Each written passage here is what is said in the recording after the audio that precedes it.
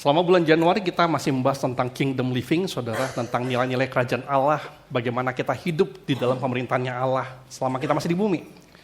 Dan kita udah lihat Roma 14 ayat 17, saya berharap saudara sudah mulai hafal ayat ini, saudara. Kalau yang di sana itu ada variasinya, jadi itu adalah variasi, kita perlu bacanya dengan lebih hati-hati. Saudara, tapi yang di depan, yang di Alkitab adalah yang perlu kita hafalkan. Roma 14:17, kita baca dulu sama-sama. 1, 2, 3. Sebab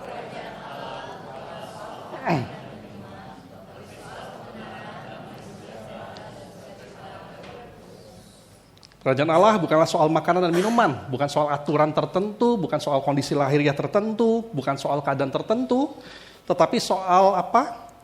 Pertama, kebenaran, damai sejahtera, dan sukacita oleh Roh Kudus. Hari ini kita sampai pada bagian terakhir tentang sukacita oleh Roh Kudus. Dan kita perlu perhatikan ini penting. Mengapa firman Tuhan menaruh sukacita itu di akhir, saudara? Mengapa? Pesannya adalah Paulus nggak menyebut sukacita di awal, seolah-olah saudara bisa dapatkan sukacita tanpa kebenaran. Paulus sengaja tidak menaruh sukacita di tengah, seolah-olah sukacita bisa berdiri tanpa kita punya damai. Betul nggak?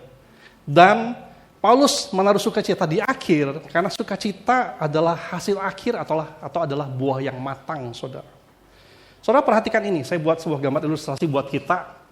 Ada kebenaran, ada damai sejahtera, ada sukacita. Kebenaran adalah akarnya, damai sejahtera adalah batang dan cabangnya yang kuat, dan sukacita adalah buahnya yang matang. Kita perlu mengerti bahwa tidak ada petani yang menanam sebuah pohon hanya untuk menanam sampai dia punya akar. Betul nggak? Nggak ada petani yang menanam sebuah pohon yang hanya sampai pohonnya berakar, dia ada cabangnya, lalu udah selesai. Nggak ngapa-ngapain lagi. Betul? Bahkan petani tidak menanam sebuah pohon sampai dia cuma berakar, bertumbuh, ada dahan, ada cabangnya, lalu dia berbuah, waktu sudah berbuah stop. Petaninya nggak ngapain lagi. Betul? Petani menanam, menyiram, memelihara, menunggu dengan sabar, karena satu hal, buah tidak pernah muncul duluan. Betul? Buah muncul setelah akarnya kuat, setelah batang dan dahar bertumbuh dengan subur, dengan sehat. Dan kita semua tahu bahwa kalau buah itu dipaksa matang sebelum waktunya, hasilnya bagaimana? Kan ada istilahnya itu adalah buah permen, betul ya? Betul? Apa rasanya kalau misalnya mangga itu diperem? Enak? Enggak, betul enggak. Dan bahkan ada satu kondisi di mana kalau buah tidak matang itu bukan cuma enggak enak, tapi bisa mencelakakan kita, bisa merusak kita. Contohnya saudara, di daerah Afrika ada sebuah buah yang namanya buah ake. Banyak katanya dikonsumsi di puluhan Karibia. Saya juga belum pernah makan saudara, saya baru baca saja artikel ini. Ada sebuah buah namanya buah ake, buah yang sangat berbahaya kalau dimakan sebelum waktunya. Jadi buah ake ini, dia harus membelah sendiri. Nggak boleh kita paksa buah, nggak boleh kita paksa potong, lalu kita makan, nggak boleh. Buah ini harus matang, lalu terbuka sendiri, mekar sendiri, baru boleh kita makan. Sebab kalau kita paksa, apa yang terjadi? Buah ini beracun. Kalau kita makan, tanpa dia sudah matang, sudah terbuka sendiri, buah ini mengandung racun yang namanya hipoglisin, yang buat kita bisa muntah hebat, yang bisa bikin kita jadi gula darahnya turun drastis tiba-tiba, yang bisa buat kita sampai kejang-kejang, bahkan meninggal dunia. Buah ini betul-betul berbahaya kalau dimakan waktu belum matang dan dipaksa untuk dimakan sebelum matang. Dan itu saudara, begitu demikian juga dengan kerajaan Allah. Saudara perlu tahu, kerajaan Allah itu bicara soal kebenaran adalah akar, damai sejahtera adalah batang, dan sukacita adalah buah yang matang. Karena Paulus tahu persis, sukacita tidak pernah bisa kita paksakan. Betul? Waktu saudara sedang, ngomong saja begini deh, nggak usah saudara sedang stres. Saudara sedang sakit perut. Pagi ini saudara 16 kali bolak-balik kamar mandi. Lalu disuruh sama pasangan saudara, senyum dong, senyum, semangat dong, mau ke gereja. Bisa nggak saudara? Bisa? Udah lemes. Sudah ngarep diinfus, betul nggak ya? Ini malah disuruh senyum, bisa nggak? Sukacita nggak bisa dipaksakan, betul? Yang di belakang tuh, yang lagi jaga komputer, itu lagi acting, saudara. Mengapa? Karena komputernya rusak pagi ini tiba-tiba, jadi di belakang lagi jaga komputer, lagi acting saja di situ. Mereka sedang bersukacita? Tidak. Saya sedang bersukacita saat itu? Enggak, saudara, karena mereka lagi pusing. Kenapa komputernya nggak bisa hidup? Sukacita nggak bisa dipaksakan, betul nggak? Tetapi, kita bakal belajar bahwa waktu kita punya kebenaran, waktu kebenaran membuat kita punya damai sejahtera, karena kita pulih dengan Tuhan, pulih dengan sesama, dan kita bakal bisa benar-benar punya sukacita yang berasal daripada Tuhan. Amin? Amin? Namun ini, saudara, seringkali yang terjadi adalah kita maunya begini, kita langsung bersukacita tanpa punya kebenaran. Kita pengen merasa bahagia walau relasi kita masih punya banyak masalah. Kita pengen terlihat kuat padahal hati kita belum damai.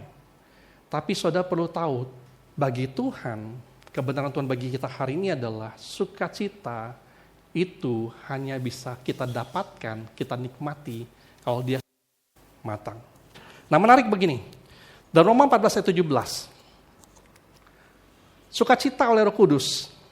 Sukacita dalam bahasa Yunaninya adalah dari kata cara, saudara. Cara itu artinya apa nih? Cara itu artinya adalah gembira di dalam, sukacita yang mendalam, dan hati yang penuh lega dan puas. Ini bicara soal sukacita yang bukan cuma sekedar, oh aku lagi happy nih, oh aku lagi habis makan mie pangsit, aku senang nih, bahagia, udah lama gak makan mie pangsit.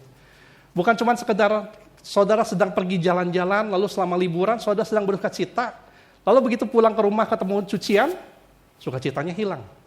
Bukan cuma itu, ini bicara soal sukacita yang apa dikatakan gembira di dalam, sukacita mendalam, hati yang penuh lega dan puas. Dan ini yang paling menarik, saudara. Dalam bahasa aslinya, kara, yang arti sukacita, itu akar katanya dari kata karis, yang artinya adalah kasih karunia.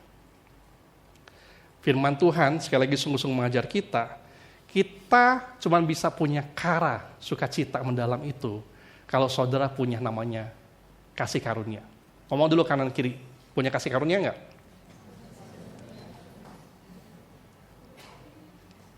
Karena kalau saudara nggak punya kasih karunia nih, saudara nggak bisa punya sukacita, kara. Sukacita hanya bisa kita nikmati kalau seseorang sudah punya menerima namanya kasih karunia Tuhan. Waktu saudara percaya dengan Tuhan, waktu saudara dibaptis, waktu saudara mengaku berdosa kepada Tuhan, saudara bertobat, saudara mengaku Tuhan tanpa Engkau aku tidak bisa hidup dengan benar, aku mengaku dosaku, aku bertobat, aku terima Engkau sebagai Yesus Juru Selamat, saudara terima kasih karunia. Saudara hidup bukan lagi karena perbuatan saudara, saudara hidup karena dibenarkan oleh Tuhan, saudara terima kasih karunia, baru sesudah itu saudara bisa punya sukacita. Dan ini pada akhirnya selaras dengan itu, sukacita oleh Roh Kudus itu pada akhirnya bicara soal sukacita yang lahir dari kehadiran Roh Kudus. Apa ini maksudnya? Ini maksudnya adalah sukacita yang kalau dunia berkata, aku bakal sukacita kalau kantongku tebel, dompetku tebel. Tebelnya bukan dengan nota, tapi dengan duit tentu saja. Ya, kalau dengan nota ya percuma ya. Dunia berkata, aku bakal bersukacita kalau aku lagi sehat. Dunia berkata, aku bakal bersukacita kalau keadaannya baik. Kalau mobilku nggak mogok. Dunia berkata, kalau aku bakal bersukacita kalau aku bisa beli mainan terbaru yang aku mau gitu. Kita belajar itu dari dunia. Tapi firman Tuhan ngomong sama kita bahwa sukacita itu ada lahir dari kehadiran kita dengan Roh Kudus. Sukacita yang gak bergantung pada usaha kita, yang gak bergantung pada prestasi kita, yang tidak bakal runtuh meskipun situasi sedang tidak baik-baik saja. Sukacita yang dari Roh Kudus tidak bakal hilang meskipun musim lagi sulit. Sukacita ini adalah sukacita yang kita bakal dapatkan waktu Roh Kudus hadir. Nah, saya ingin ajak saudara belajar tentang ini sungguh-sungguh sekilas, agak sedikit dalam, supaya saudara tidak salah mengerti apa maksudnya kehadiran Roh Kudus. Kehadiran Roh Kudus itu bukan soal suasana ibadah tertentu. Kehadiran Roh Kudus bukan soal sebuah kalimat doa yang diucapkan berulang-ulang supaya Roh Kudus hadir. Kehadiran Roh Kudus bukan ungkapan waktu worship leader ngomong, hadirlah Roh Kudus, penuhilah ruangan ini dengan Roh Kudus sekarang. Saudara perlu tahu, Roh Kudus itu bukan bermaksud seperti itu. Roh Kudus tidak pernah berarti seperti adalah kekuatan Tuhan, atau ada yang ngomong seperti energinya Tuhan, yang kalau kita lagi butuh kita panggil, waktu kita lagi nggak butuh, kita usir. Roh Kudus, kehadirannya itu seharusnya bukan seperti sinar lampu, yang waktu kita lagi butuh lampu kita hidupin saklar on, cetek, sinarnya ada. Lalu waktu malam kita mau tidur, kita matiin lampu, sinarnya hilang. Kehadiran Roh Kudus bukan berarti seperti itu. Walau ada beberapa orang mengajarkan demikian. Roh Kudus itu hadir di mana? 1 Korintus 6 ayat 9, di depan ada, mari kita baca sama-sama, 1, 2, 3. Atau, tidak tahukah kamu bahwa tubuhmu adalah bait Roh Kudus yang diam di dalam kodu, dan Roh Kudus yang kamu peroleh dari Allah. Di sini, sekali lagi, Rasul Paulus menegaskan, kita punya tubuh. Itu adalah baitnya Roh Kudus. Saudara tahu apa arti kata bait? Ferry? Tahu apa arti kata bait?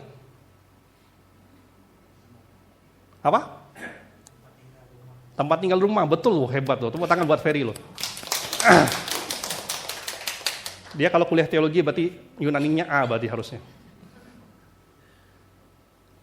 Waktu dikatakan tentang bait Allah, bait itu bicara soal rumah.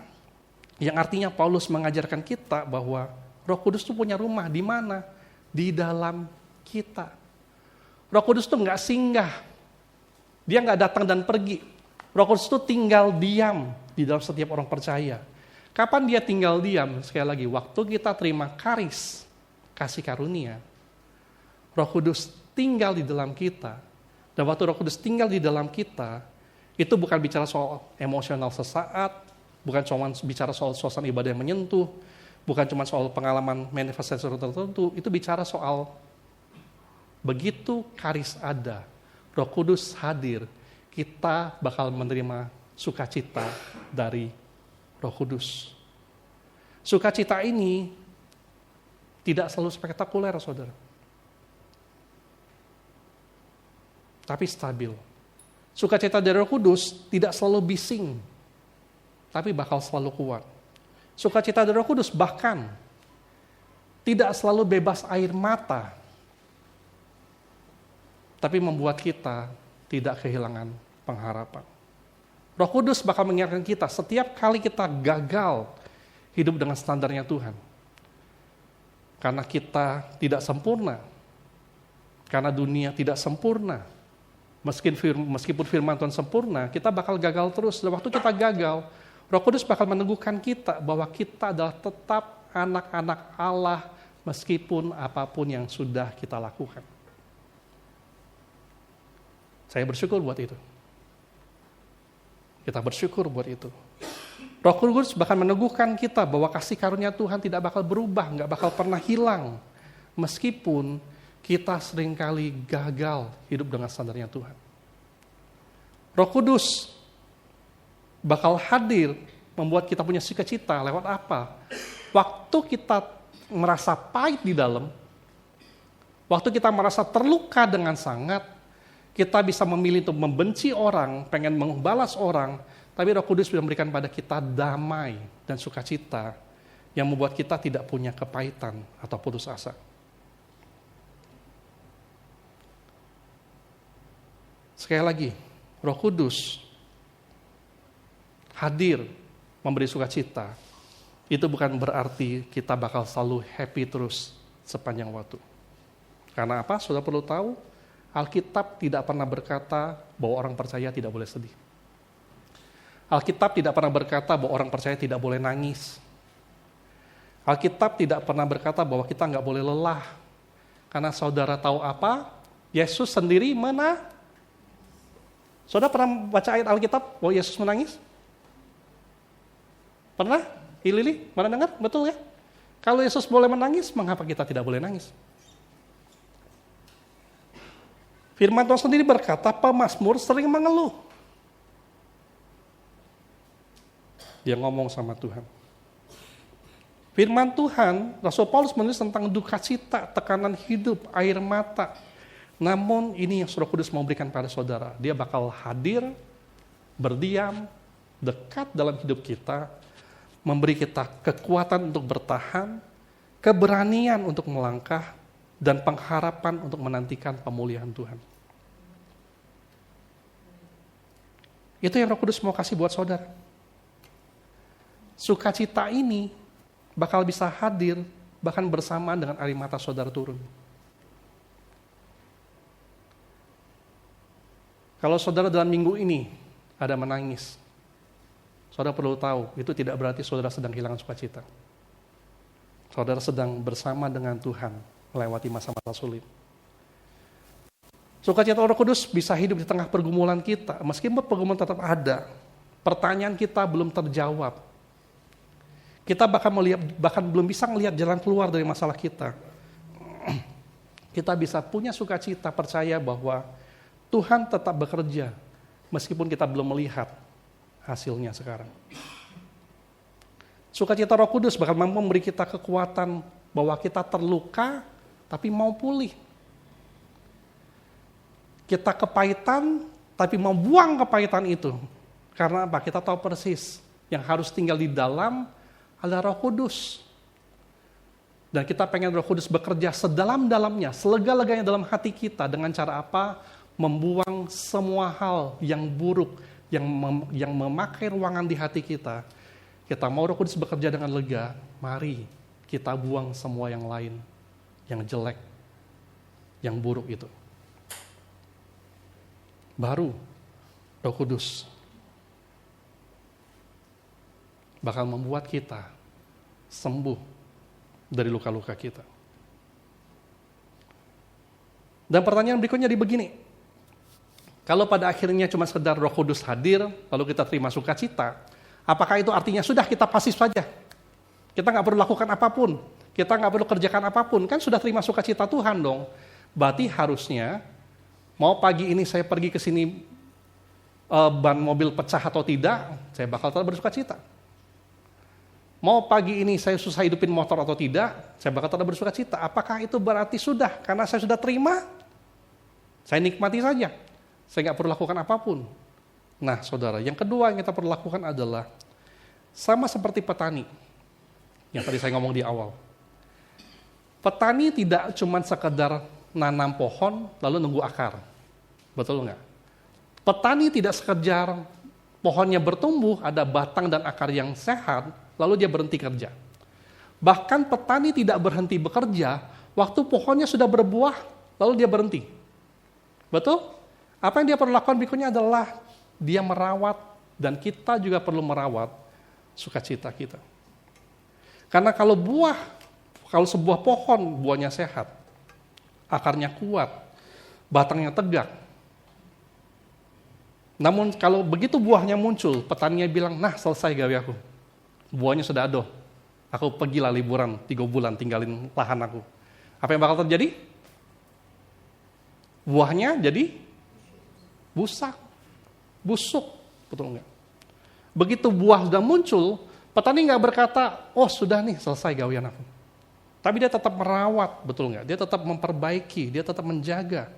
Karena kalau rumput liat dibiarkan tumbuh di sekitar akar, kalau ranting kering enggak dipangkas, hama datang enggak diusir, enggak diobatin, pohonnya masih hidup, akarnya masih ada, batangnya masih ada, tetapi buahnya bisa tumbuh kecil, cepat rusak, atau bahkan mati atau busuk. Dan buah itu mati bukan karena pohonnya mati. Buah itu mati bukan karena ada sesuatu yang lain kecuali apa? Satu hal, enggak dirawat pohonnya. Betul? Pohonnya masih ada, akarnya masih ada, Batangnya masih ada, tapi begitu nggak dirawat, buahnya mati. Demikian juga dengan sukacita Roh Kudus dikatakan, kalau itu buah yang matang, Roh Kudus tetap tinggal, berdiam, nggak pergi tinggalin kita. Namun kalau tadi, yang tadi sudah ngomong, kalau kepahitan kita biarin tumbuh terus. Kalau iri hati, kita pelihara di dalam hati kita, seperti hama. Kalau kebiasaan menghakimi orang, kita biarkan terus tumbuh seperti ranting. Sukacita bukan nggak bertumbuh. Dia tidak matang, tidak menghasilkan yang manis seperti seharusnya, bukan karena Roh Kudus berhenti bekerja di dalam kita, tapi karena kita tidak merawat sukacita kita. Nah, merawat sukacita bukan cuma soal menjaga perasaan kita tetap happy. Merawat sukacita bukan cuma sekedar bahwa ini penting, bukan nggak penting, tapi merawat sukacita bukan berarti soal tentang aku harus pergi liburan setahun sekali. Merawat sukacita bukan cuma sekedar soal bahwa aku harus bekerja lalu pastikan duit aku cukup terus. Merawat sukacita bukan apalagi soal mencari suasana rohani tertentu, minta didoakan setiap minggu. Merawat sukacita adalah soal kita menjaga hati dan hidup taat kepada Tuhan. Ada Amsal 4 ayat 23. Coba saya mau cek, ada yang hafal nggak ayat ini? Amsal 4 ayat 23, bunyinya seperti ini. Jagalah hatimu dengan segala kewaspadaan, betul Isti. Terus karena dari situlah terpancar apa? Ada yang hafal? Amsal 4 ayat 23 dikatakan begini. Jagalah hatimu dengan segala kewaspadaan. Oke, karena dari situlah terpancar kehidupan. Tuhan bilang gini, kamu harus sukacita kamu. Bukan cuma sekedar pergi liburan setahun sekali. Bukan cuma sekedar beli barang yang kamu sukai. Bukan cuma sekedar pergi beli makanan yang enak terus. Tapi soal apa? Jaga hatimu. Kepahitan sekali lagi jangan dibiarin. Kepahitan dibiarkan, sukacitamu jadi padam. Iri hati kamu dipelihara, sukacitamu teracuni. Kebiasaan menghakimi orang kita terus mau lakukan, sukacita kita jadi kering.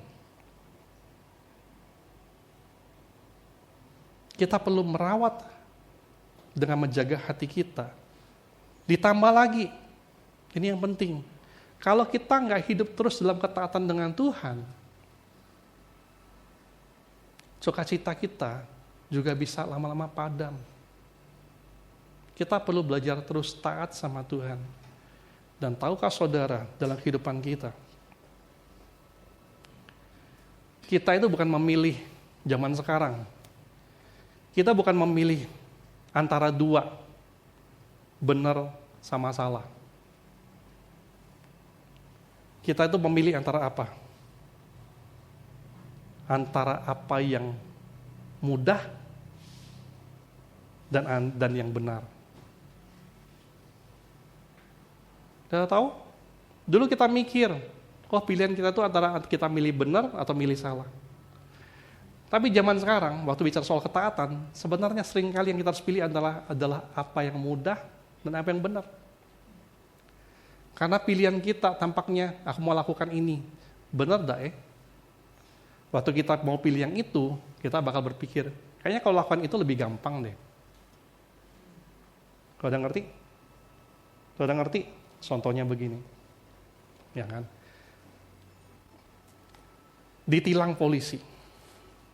Contohnya deh. Memang hari itu hari itu saya melanggar lampu merah tanpa sengaja. Kadang-kadang lampu merah di Palembang ini ajaib juga dia. Dari angka 13 tiba-tiba langsung merah. Betul? Lalu diberhentikan polisi lah. Lalu pilihannya kan antara apa yang benar dan apa yang mudah. Yang benarnya apa? Terima surat tilang, lalu besok-besok kita dipanggil, kita bayar, selesai kan? Pilihan berikutnya apa? Bukan soal salah, sebenarnya yang mudah, betul nggak? Kalau mau gampang, dipanggil Pak Polisi nyepi, ya kan? Kita buka dompet, mudah-mudahan dia udah ngintip. Hati-hati gitu kan. Kalau dia ngintip, habis kalau isinya. Kalau kita nyelipin duit. Betul? Itu kita mikirnya bukan soal benar dan salah. Kita mikirnya soal apa yang benar dan apa yang mudah. Dan hidup kita setiap hari, itu bakal terus-menerus. Kita jadi yang ngerasa kita nggak berdosa. Itu ngerasa seakan-akan kita tuh tidak bukan soal taat dengan Tuhan. Kita berpikir, biar praktis lah, biar efektif lah, biar gampang lah. Iblis sudah begitu mengelabui kita, menipu kita. Dengan berpikir, aku bukan nggak taat sama Tuhan. Aku mau cepat selesai. Betul? Kita sakit contohnya. Yang benarnya berdoa sama ke dokter. Tapi ke dokter kadang-kadang sembuhnya lama. Betul nggak? Mau cepat, gimana caranya? Mau cepat, pergilah ke orang pinter. Yang entah S1, S2, atau S3 dia. Katanya kan pinter. Dan saudara tahu, sejujurnya, ada juga yang sembuh loh. Betul? Disuruh kumpulin bunga dari berbagai tempat, 7 macam. Mandinya harus pukul 11.33, 23.33. Ya kan? Boleh pakai air panas lah itu kira-kira ya. Saudara tahu, kita semakin berpikir di zaman sekarang, kita bukan nggak taat sama Tuhan, kita tuh memilih antara yang benar sama yang mudah. Lalu seakan-akan kita nggak berdosa.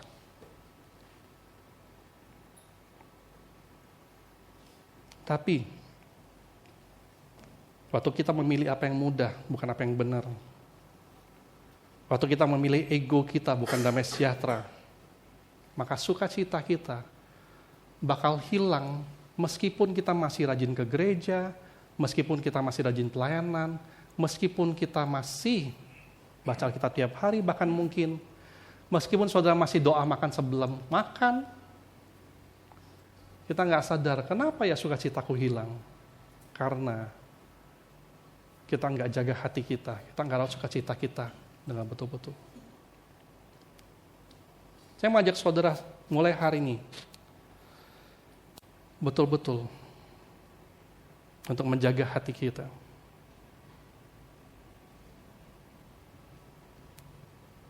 Untuk menerima dengan lemah lembut teguran. Untuk melepaskan kepahitan. Mematikan iri hati. Menolak untuk menghakimi orang lain. Dan kita berdoa begini setiap hari. Tuhan, pimpinlah hatiku hari ini. Tuhan, ajar aku pilih apa yang benar, bukan yang mudah. Tuhan, ajar aku berjalan dalam damai, menjaga damai, bukan pertahankan ego. Karena waktu Tuhan hadir, Roh Kudus hadir, dan kita pelihara sukacita kita, saudara tahu kita bakal menikmati yang terbaik daripada Tuhan. Amin? Amin? Dan yang terakhir, kita perlu menyadari bahwa sukacita kita mampu menjadi berkat bagi sesama. Karena sukacita itu tidak seharusnya hanya berhenti bicara soal pengalaman pribadi kita happy, tapi terpancar keluar dan orang diberkati. Sukacita kita tanpa banyak kata-kata bahkan bisa membuat dunia melihat perbedaannya. Orang bisa lihat bahwa hidup kita nggak sempurna, tapi hati kita kok nggak pahit ya. Orang diberkati. Orang bisa melihat keadaan kita nggak mudah, tapi kok kita kayaknya damai-damai saja ya. Orang diberkati. Waktu kita terus menjaga hidup kita benar tanpa menghakimi, berjalan dengan sukacita Tuhan, dunia bakal melihat iman kita nyata, harapan itu ada, kasih itu menyentuh, sukacita itu bisa memberkati. Karena apa? Terutama Yohanes 15 ayat 11-12. Tuhan Yesus pernah ngomong begini. Kita baca sama-sama 1, 2, 3. Semuanya itu kukatakan kepadamu supaya sukacitaku ada di dalam kamu, dan sukacitaku menjadi penuh. Inilah perintahku, yaitu supaya kamu saling mengasihi seperti aku telah mengasihi kamu. Saudara mau nggak punya sukacita yang terus penuh terus dalam hati?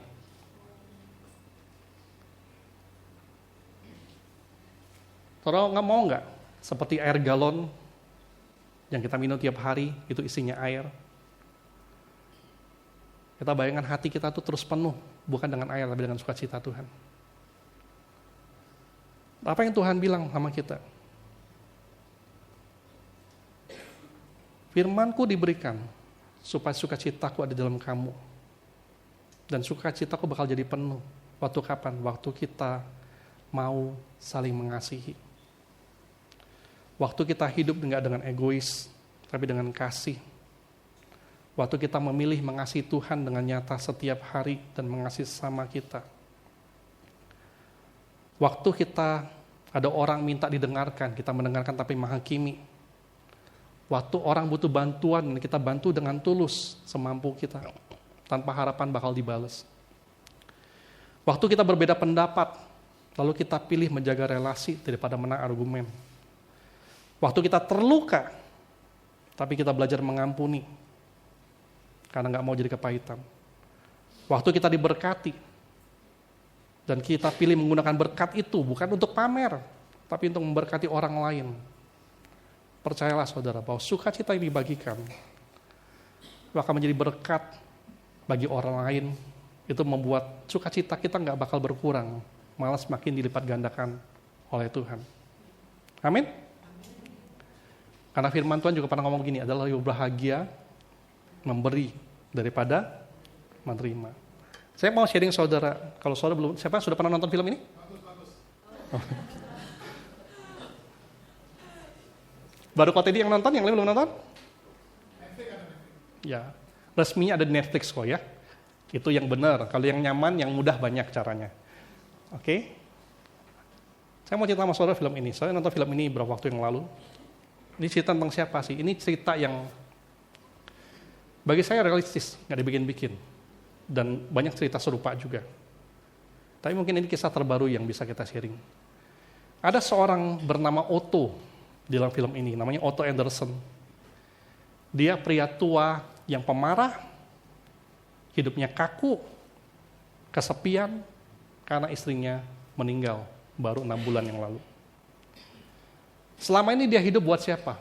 Buat istrinya. Lalu istrinya meninggal, sakit kanker, dia kehilangan makna hidupnya, dia bingung untuk apa lagi dia hidup. Karena istrinya sudah nggak ada lagi. Dan akhirnya, Otto ini, dia terjebak dalam hidup sehari-hari cuma melakukan hal-hal yang rutin. Dia memilih untuk pahit, merasa hidup itu nggak adil. Istrinya pernah mengandung, lalu kecelakaan, lalu akhirnya anaknya meninggal. Istrinya sendiri, dia berharap sehat sampai tua, ternyata kena kanker dan meninggal. Dia hidup rutin, pahit, dia udah berapa kali coba mau bunuh diri. Gantung diri gagal, nembak harapannya ke dagu malah terkejut tembak ke atas, dia gagal terus mau bunuh diri. Dan itu membuat dia hidupnya sangat pahit, kesepian, pahit. Ketemu tetangga tiap hari, ngajak berantem. Kalau kau jadi tetangganya, yang panas kan? Betul? Tiap kali ketemu orang yang gak sesuai aturan, dia marahin. Tiap kali cuman ada sekedar tukang lempar koran nih, tukang lempar koran, tukang ngantar koran, kan di sana kan naik sepeda, lalu ngantar koran kan. Saudara tahu apa yang dia ributin? Dia ributin bukan soal koran yang diantar, dia ributin soal sepeda anak itu, berisik banget. Karena rusak, jadi bunyi kedek-kedek tipe lihat rumah. Woi ganggu nih yang kau nih lewat. Pagi-pagi. Dan suasananya menjadi berubah kapan? Waktu di depan rumah dia, di lingkungan itu, ada sebuah keluarga muda pindah ke rumah itu. Ada satu suami, satu istri lagi hamil tua, dan 2 anak kecil pindah ke sana. Dan Keluarga muda ini yang pindah ke rumah dia itu sering minta bantuan pada dia dengan tulus. Memang butuh bantuan, bukan karena manja, bukan karena rese, tapi benar-benar tulus minta bantuan, butuh dibantu. Berapa kali minta bantu. Lalu Otto ini apa yang dilakukan? Dia bantu dengan terpaksa. Dia bantu dengan tetap maki-maki orangnya yang diminta bantu. Oi, kau ini ngerepotin be, oi, kau ini tidak becus hidupnya, oi, kau ini paconnya. Dibantu, tapi mulutnya begitu kasar. Sampai pada akhirnya apa yang terjadi, saudara? Dia terus-menerus membantu keluarga ini. Yang awalnya dia terpaksa bantu, dia mulai mikir untuk nolongin orang lain. Sepeda yang tadi lewat, kadak, dipanggilnya. Sini kau. Gitu. Bukan dibukul, bukan. Dia bantu benerin sepedanya. Kau tahu ini gampangnya sih, masa kau anak muda, ini tidak pacak. Ini loh, kau cairan pembersih itu kau semprot set gitu ya. Nah udah selesai masalah kau. Ini kau atur lagi sudah selesai. Dia mulai bantuin orang. Dia mulai peduli. Dia mulai perlahan-lahan lihat keluarga muda ini belajar hidup untuk orang lain. Bukan cuma untuk diri dia dan istrinya sudah meninggal. Lalu perlahan saudara amarahnya mereda. Dia nggak lagi kesepian. Hidupnya akhirnya apa? Kembali punya makna. Karena apa? Dia selama ini mikir, aku hidup buat istri aku sudah nggak ada lagi. Lalu aku hidup buat siapa? Dia mulai mengerti bahwa sekarang dia bisa hidup buat orang lain. Apa yang dia bisa lakukan, dia senang lakukan. Dia bisa memberi sukacita itu kepada orang lain. Saudara, pesan film ini apa? Otto ini nggak disembuhkan dengan khotbah. Otto ini tidak disembuhkan dengan nasihat panjang atau bahkan dengan obat atau terapi psikiater. Dia disembuhkan oleh apa? Oleh dia mau berelasi, gak hidup sendiri. Dia mau belajar peduli. Dia mau belajar mengasihi. Dan dia belajar bahwa semakin banyak dia mencari sukacita dengan memikirkan diri sendiri. Sukacita justru dia temukan waktu hidup dia dibagikan buat orang lain. Dulunya dia berpikir, dia bakal bersukacita kalau orang itu hidup sesuai aturan yang benar. Begitu kau terlambat, tidak on time, dia kehilangan sukacita, orang itu dimarahi. Lalu dia mulai merubah, dia mulai berpikir, sukacita itu ada, atau aku bisa bantu orang itu, bagaimana caranya, supaya dia nggak terlambat lagi. Saudara tahu, ini sebuah pelajaran yang penting bagi kita. Roh Kudus sudah hadir buat kita, dia nggak bakal pergi. Kita punya pohon yang kuat, kita punya kebenaran, kita punya damai sejahtera. Kalau saudara sudah berdamai dengan Tuhan, sukacita itu perlu dirawat dengan jaga hati, betul, dan jaga ketaatan kita. Yang terakhir jangan lupa, saudara mau sukacita saudara terus penuh, Tuhan bilang, sukacita itu dibagi. Ngomong kanan kiri, dibagi. Sukacita itu dibagi. Waktu saudara membagi sukacita itu, firman Tuhan, waktu kamu mengasihi satu sama lain, sukacitamu bakal penuh terus di dalam Tuhan. Saya bakal stop sampai di sini, saudara. Minggu depan, Pastor Paul bakal datang. Saya sudah minta melanjutkan Roma 14 ayat 18. Kita udah belajar Roma 14 ayat 17 selama sebulan. Nanti minggu depan, Pastor Paul bakal berkhotbah tentang Roma 14 ayat 18 di ibadah ulang tahun gereja kita minggu depan. Cuman saya berdoa, saudara, apa kita sudah bahas sepanjang tahun ini? Kita bakal punya kebenaran Tuhan, akar kita kuat, kita bakal punya damai sejahtera Tuhan, dan kita bakal punya sukacita yang melimpah, yang kita rawat dengan sungguh. Amin? Mari kita berdoa.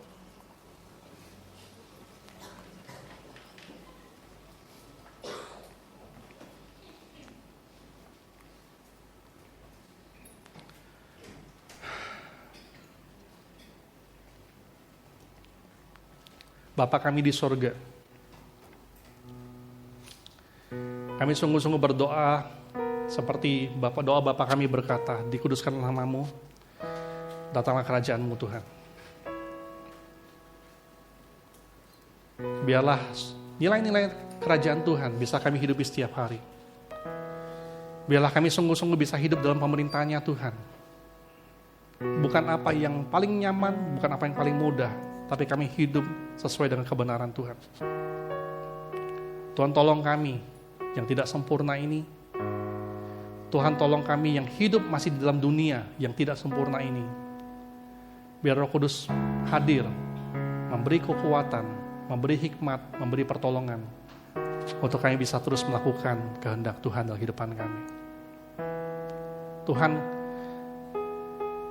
biarlah sepanjang minggu ini, kalau kami ada melewatinya dengan menangis, biarlah kami terus merasa Tuhan hadir buat kami. Kalau kami punya pergumulan, biarlah pergumulan itu tidak mengalahkan kami, tapi membuat kami sadar bahwa kami butuh Tuhan yang hadir bagi kami setiap hari. Dan Tuhan Yesus, biarlah sekali lagi, kami bakal kenyang dengan kebenaran Tuhan. Kami bakal punya damai sejahtera Tuhan. Kami bakal menikmati sukacita daripada Tuhan. Dan kami bakal menikmati itu. Bukan cuma tahun ini, tapi sepanjang kehidupan kami. Tuhan sertai kami Tuhan Yesus. Dan terus kami berdoa sama kita katakan, amin.